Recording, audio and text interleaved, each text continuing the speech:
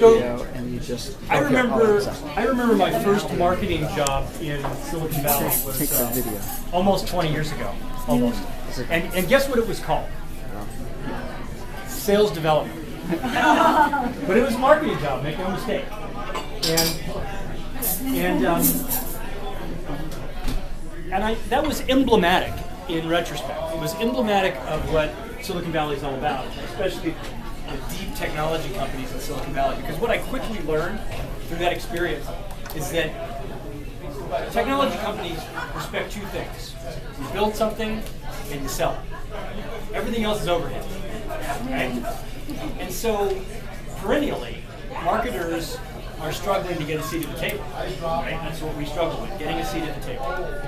So I particularly love this topic, the marketing high ground, because Mike's going to help more marketers find a seat at the table. And the seat at the table represents deeply understanding, in fact, embodying the voice of the customer and the voice of the market, and representing that inside of the company so that better decisions are made, probably fact-based, better than the last sales call, better than a great engineering idea, but a synthesis of all of that. So it's a great voice of the market that emerges. And that's necessary to have that seat at the table. The other thing that's so important about voice of the market is that it allows, sometimes for the first time in a company, alignment inside the company. I always like to say that a marketing team is only as strong as the company is aligned.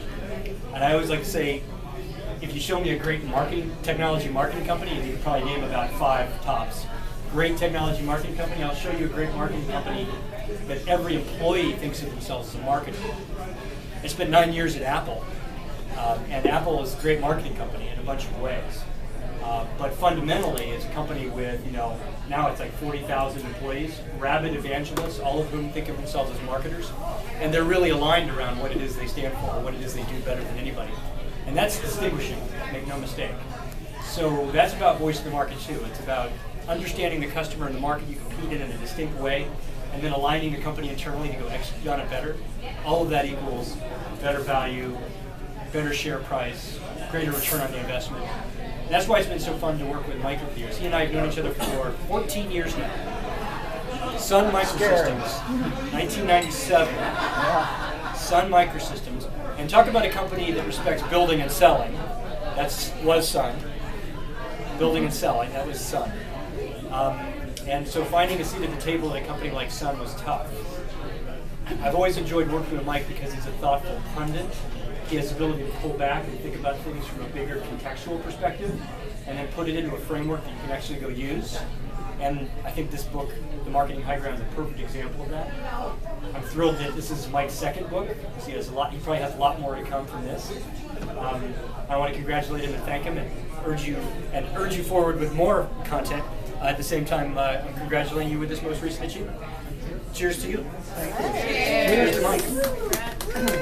Thank you very much. So I just want to add my thanks for you all coming, and I just want to say one thing that kind of was something I learned in doing the research for the book. I came across this great quote, which I kind of took to heart, and it's from a woman. Her name is Annette Simmons.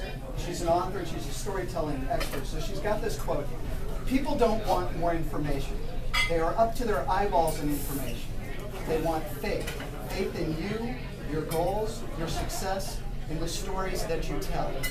So I thought, when I put this information, this book together, I didn't just want it to be a practical guide for marketers on how to do personas, positioning, and messaging. I thought it might be more engaging to actually tell stories of episodes I've learned along the way in my own journey to the marketing high ground, which I haven't yet achieved, but I'm well on my way.